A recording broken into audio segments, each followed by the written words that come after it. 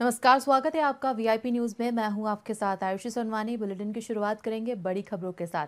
उप मुख्यमंत्री अरुण साव के विशेष प्रयास से केंद्र सरकार ने प्रधानमंत्री आवास योजना शहरी 2.0 के तहत छत्तीसगढ़ को 15,000 नए आवास की स्वीकृति दी है। ये पीएम आवास शहरी क्षेत्र के लिए इस संबंध में केंद्र सरकार ने राज्य के नगरीय प्रशासन और विकास विभाग के सचिव को आवास स्वीकृति की जानकारी भी दे दी है। जारी पत्र में भारत सरकार ने राज्य को मार्च 2025 तक योजना के तहत 15,000 नए आवास की स्वीकृति का उल्लेख किया है। साथ ही इन आवास की स्वीकृति प्रदान करने के लिए पीछे के कई कारण सामने आए हैं। योजना का त्वरित क्रियान्वयन करना खास वजह रही है। भारत सरकार ने राज्य को आवासों के लिए पात्र हितग्राहियों का परीक्षण करने और उसका विधिवत प्रस्ताव भारत सरकार को प्रेषित किए जाने के निर्देश दिए हैं। बता दें कि उप मुख्यमंत्री अरुण साव शहरी गरीब परिवारों को पक्का आवास उपलब्ध कराने के लिए लंबे समय से प्रयासरत थे। उन्होंने पिछले दिनों केंद्रीय आवासन और शहरी कार्य मंत्री मनोहर लाल खट्टर से मुलाकात कर पीएम आवास की मांग की थी। कल एक खुशखबरी छत्तीसगढ़ के लिए आई है।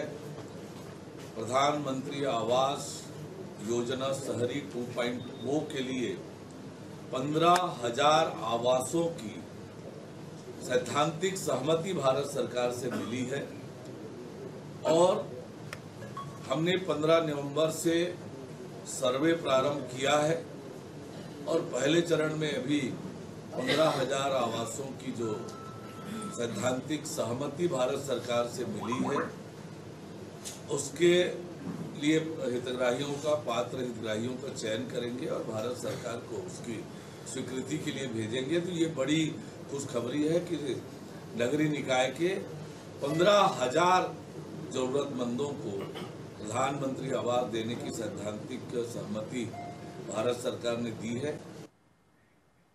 शंकराचार्य अविमुक्तेश्वरानंद महाराज रायपुर पहुंचे, जहां उन्होंने बांग्लादेश में हिंदुओं पर हो रहे अत्याचार को लेकर कहा कि ये घटना दुर्भाग्यपूर्ण है। हम हिंदुओं को इसकी चिंता करनी चाहिए। अगर वहां से लोग आ रहे हैं तो उन्हें भारत में शरण दी जाए, क्योंकि भारत ही हिंदुओं की एकमात्र भूमि है। शंकराचार्य अविमुक्तेश्वरानंद ने बताया कि उन्होंने प्रधानमंत्री राष्ट्रपति को पत्र लिखा था कि बांग्लादेश से आ रहे हिंदुओं को भारत में शरण दी जाए। इस दौरान हिंदू राष्ट्र बनाने को लेकर पंडित धीरेन्द्र शास्त्री की पदयात्रा भी शंकराचार्य अविमुक्तेश्वरानंद ने कहा कि पदयात्रा का स्वागत है, लेकिन वो कहते हैं कि जात पात की करो विदाई, ये ठीक नहीं है। वर्ण और आश्रम से ही हमारी पहचान है। ऐसा हिंदू राष्ट्र जिसमें वर्ण आश्रम नहीं होगा खतरनाक है। साथ ही उन्होंने बस्तर में धीरेन्द्र शास्त्री की यात्रा को लेकर कहा कि इस यात्रा से धर्मांतरण को बढ़ावा मिलेगा। वहीं इस दौरान उन्होंने महाराष्ट्र में देवेंद्र फडणवीस के मुख्यमंत्री चुने जाने पर भी अपनी प्रतिक्रिया दी।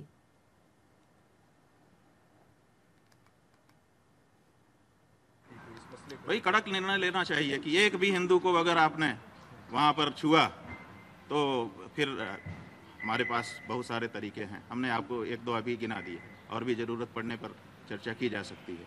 हमारे पास दबाव डालने के लिए बात है। पहले उन्होंने स्वीकार किया हुआ है नेहरू लियाकत समझौते के अंतर्गत कि हम किसी को भी खरोंच नहीं आने देंगे। इसी आश्वासन पर वहां पर हिंदू रहे। अब आप उसको वही क्यों कर रहे हो? जब पाकिस्तान पश्चिमी पाकिस्तान के साथ युद्ध हुआ, वहां के हिंदुओं ने बलिदान दिया हुआ है, तब बांग्लादेश बना हुआ है। बात यह है कि हिंदू राष्ट्र बनाने के लिए कोई पदयात्रा करे, हम उसका स्वागत करेंगे। ये तो हिंदू राष्ट्र है। अगर इसको और घोषित कराना चाहते हैं, हम इसका स्वागत करते हैं। लेकिन वो कह रहे हैं कि जात पात की करो विदाई। तो जात पात जो है वो हिंदू धर्म की पहचान है। हिंदू धर्म बिना जात पात का नहीं हो सकता है। जब हम किसी से पूछते हैं कि कौन तुम हिंदू हो, तो वो कहता है हाँ मैं हिंदू हूँ, तब तुरंत ही प्रश्न हो जाता है कि तुम किस वर्ण के हो, किस आश्रम के हो। आज हम आपके सामने खड़े हैं तो आप हमको देख रहे हैं कि हम गेरुआ कपड़ा पहने हुए हैं, हमारे हाथ में दंड है, इसका मतलब हम सन्यासी हैं। इससे पता चलता है कि ये हिंदू है। वो अपने वर्ण और अपने आश्रम के अनुसार ही हमारी पहचान है। वो कहते हैं इसी की विदाई कर दो, तो इसकी विदाई करके कैसे हिंदू धर्म के और सनातन की रक्षा हो सकती है? गौरेला पेंड्रा मरवाही जिले में खरीफ विपणन साल 2024-25 के तहत किसानों से समर्थन मूल्य पर धान की खरीदी लगातार चल रही है। वहीं अब तक जिले में 24,460 किसान पंजीकृत हो चुके हैं, जबकि 1,500 नए किसान भी शामिल हुए हैं। इस दौरान 1,67,000 क्विंटल से अधिक धान की खरीदी की जा चुकी है। हालांकि धान का उठाव अभी तक नहीं किया गया है, जबकि कई समितियां बफर जोन को पार कर चुकी हैं और अब इन समितियों में धान सूखने की चिंता बढ़ गई है। इस संदर्भ में जिला कलेक्टर लीना कमलेश मंडावी ने कहा कि संग्रहण केंद्र में कुछ तकनीकी समस्याएं आ रही थी, जिन्हें अब हल कर दिया गया है। जो हमारे 20 धान खरीदी केंद्र हैं और 6 समितियां जो हैं वहाँ पे बफर लिमिट जो है वो हिट कर गया है। ये हमारी संज्ञान में है और ज़िले में संग्रहण केंद्र की व्यवस्था की गई है। संग्रहण केंद्र में कैप कवर की आपूर्ति नहीं होने के कारण अभी धान खरीदी केंद्रों से धान का उठाव नहीं किया जा रहा था, पर आज शाम से वो व्यवस्था हमारी हो जाएगी और शाम से जो बफर लिमिट हिट कर दिया है उन समितियों का धान पहले उठाव किया जाएगा, फिर बाकी समितियों से धान का लगातार उठाव हमारे द्वारा किया जाएगा। जो हमारे 20 धान खरीदी केंद्र हैं और 6 समिति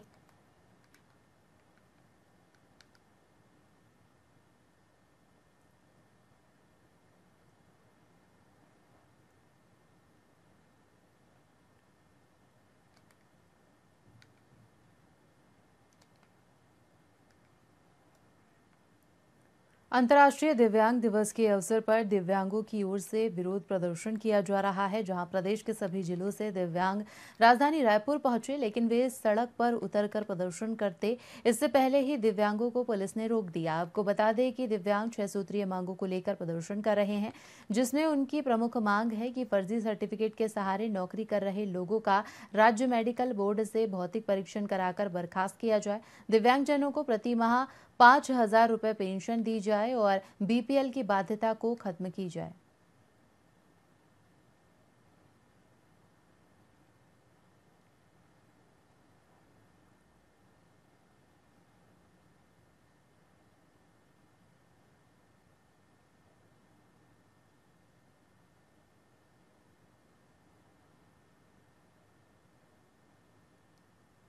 हम लोगों को हर बार हमारे जो है अपने दिव्यांग स्वाभिमान पैदल मार्च को जो है रोक पुलिस प्रशासन का सहारा लेकर रोक दिया जाता है, मगर अभी जो है हम लोग हमारी दिव्यांग एकता जो है जागरूक हो चुका है।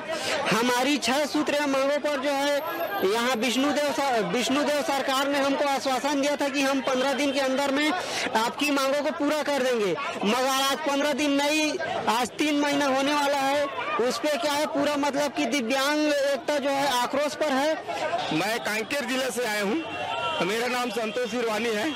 यहाँ पर दिव्यांग दिवस हर वर्ष मनाया जाता है, लेकिन अधिकारी कर्मचारी के द्वारा इतना न्याय किया जाता है कि दिव्यांग दिवस जब मनाया जाता है तो वहाँ पर फर्जी तरीके से डॉक्यूमेंट तैयार करते हैं और विकलांगों को बताया नहीं जाता है कि आज दिव्यांग दिवस मनाए जा रहे हैं। केवल अपने कॉलम पूरा करने के लिए शासन प्रशासन के द्वारा मनाए जाते हैं। विकलांग जब मांग करने के लिए रायपुर पर पहुंचे हुए तो विकलांगों को पुलिस प्रशासन के द्वारा बंदी करके रखा गया है। ये कहाँ का नियम है? हम कोंडागांव जिला मुख्यालय में स्वास्थ्य सुविधाओं की दुर्दशा का एक गंभीर मामला सामने आया है, जहां अड़का छेपड़ा पारा में संचालित उप स्वास्थ्य केंद्र की आड़ में फर्जी डॉक्टर की ओर से मरीजों का इलाज और दवाइयों का वितरण किया जा रहा है। आपको बता दें कि जिला बनने के 12 साल बाद भी अड़का छेपड़ा पारा का उप स्वास्थ्य केंद्र बिना भवन के स्वास्थ्य संचालन चल रहा है। ये उप स्वास्थ्य केंद्र एक एएनएम के घर में संचालित हो रहा है और यहाँ न तो कोई सूचना पटल है और न ही नागरिकों को ये जानकारी है कि ये उप स्वास्थ्य केंद्र है। क्या नाम है तुम्हारा? रुपेश भैया। इधर आओ। क्या यहाँ क्या कर रहे हैं ऐसे? वो मेरा सिर दर्द दे रहा था, तो डॉक्टर साहब बताया था। क्या दवाई दी है? टेबलेट दी, ये 2 टेबलेट दी हैं। तो ये यही की इलाज? हाँ, क्या कुछ फ्री में किया पैसा लिया? 40 रुपये पैसा लिया। 40 रुपये लिए। हाँ। इंजेक्शन वगैरह लगाए? नहीं, इंजेक्शन पूछ रहे थे, नहीं सिर दर्द रहा तो टेबलेट ले लूँगा बोले, इंजेक्शन लगाऊँ क्या बोल रहे थे। कहाँ के रहने वाले? मैं लारी का रह रहा हूँ। क्या नाम बताए? रुपेश पाया। डॉक्टर साहब, ये आपके बगल में जो पेशेंट था, इलाज किया आप इसका, तो क्या आपके पास लाइसेंस वगैरह है? लाइसेंस है, वही all Indian council of to medicine वाला। तो यहाँ रेगुलर पेशेंट देखते हो आप? हाँ, कभी कभी देख लेता हूँ, ऐसे नहीं। इसका लाइसेंस नर्सिंग होम एक्ट कोंडा गांव से मिला है? नहीं, कोंडा वाला वो भोपाल वाला है। भोपाल वाला है, मध्य प्रदेश वाला। क्या नाम है तुम्हारा? रुपेश पाया। छत्तीसगढ़ कांग्रेस कमेटी की ओर से धान खरीदी चलो अभियान के तहत धान खरीदी केंद्रों का निरीक्षण किया जा रहा है। वहीं कांग्रेस के वरिष्ठ नेता और कार्यकर्ता मैदान में उतरकर इन केंद्रों का निरीक्षण कर रहे हैं। इस अभियान के तहत पूर्व मुख्यमंत्री भूपेश बघेल भी धान खरीदी केंद्रों का निरीक्षण करने पहुंचे और किसानों से संवाद किया।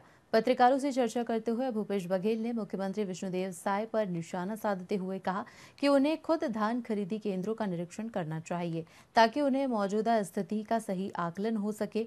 बघेल ने कहा कि केंद्रों में धान का उठाव नहीं हो रहा है और किसानों को टोकन मिलने में भी परेशानी हो रही है।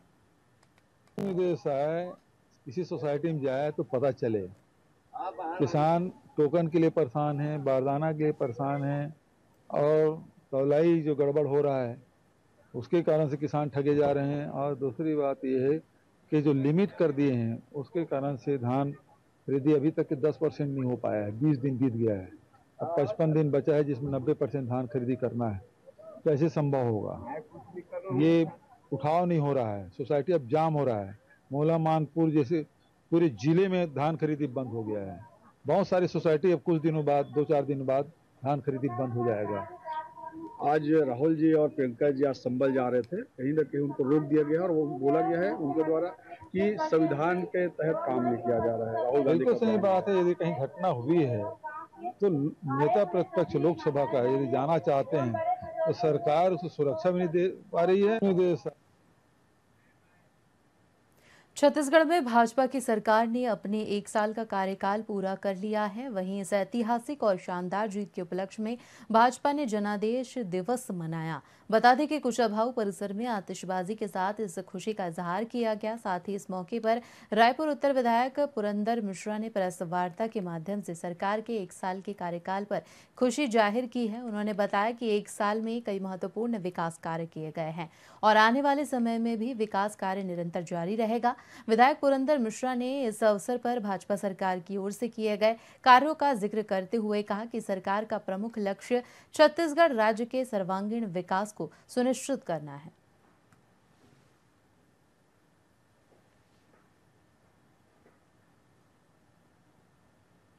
तो मेरे विधायक बनने का 1 साल पूरा हुआ, उसके लिए मैं आज प्रेस के लोगों के साथ बैठा, उनको बताया कि मैंने साल भर में कौन से कार्य किए, कौन सा करना चाहिए, आने वाले सालों में कौन सा काम, सबकी जानकारी दिया। मैंने 22 वार्डों में 22 करोड़ से ऊपर का काम किया है 1 साल के अंदर। मुझे जनता का जो स्नेह मिला, हमारे नेताओं कार्यकर्ताओं को जो स्नेह मिला, मेरे बड़े नेताओं का आशीर्वाद मिला, उस सब के बदौलत मैंने ये सब काम कर पाया। आने वाले समय में विष्णुदेव साय की सरकार विष्णुदेव साय की सरकार अच्छा काम करेगी, जनता के हितैषी काम करेगी। जिस तरह महतारी बंधन और किसानों के हित की चिंता करिए, गैस की चिंता करिए, सबसे काम होता है। तो मेरे विधायक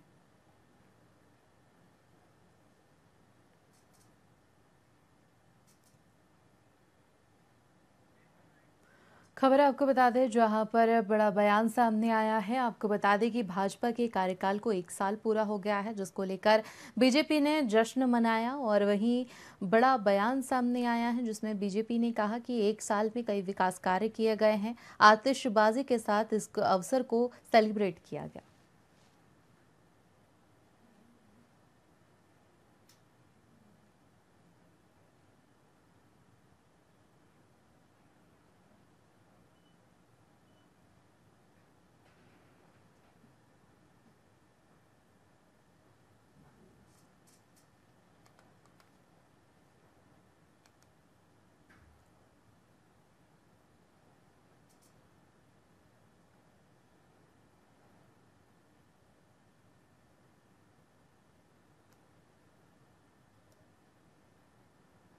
छत्तीसगढ़ कांग्रेस कमेटी के संचार प्रमुख सुशील आनंद शुक्ला ने बांग्लादेश में हो रहे हिंदुओं पर अत्याचार और धर्मांतरण पर अपनी टिप्पणी दी है। साथ ही उन्होंने कहा कि बांग्लादेश में हिंदुओं के प्रति बढ़ते उत्पीड़न की जिम्मेदारी भारत सरकार पर भी बनती है। वहीं शुक्ला ने आरोप लगाया है कि बांग्लादेश में हिंदू समुदाय के कई व्यवसाय भारत के रहम पर चल रहे हैं और इस मौजूदा स्थिति के लिए भारत सरकार की लापरवाही जिम्मेदार है। उन्होंने सरकार से बांग्लादेश के हिंदुओं की सहायता के लिए तत्काल कदम उठाने की अपील की।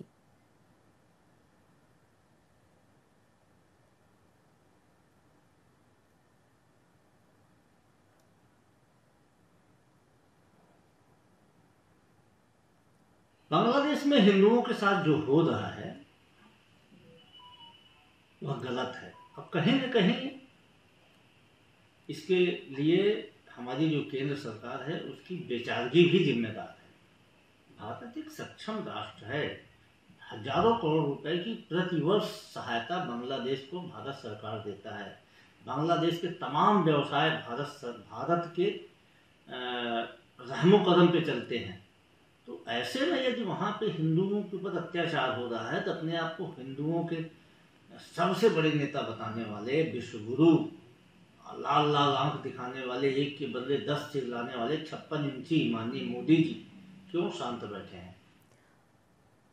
और खबरों में फिलहाल इतना ही। बने रहिए VIP न्यूज़ के साथ। मुझे दीजिए इजाजत। नमस्कार।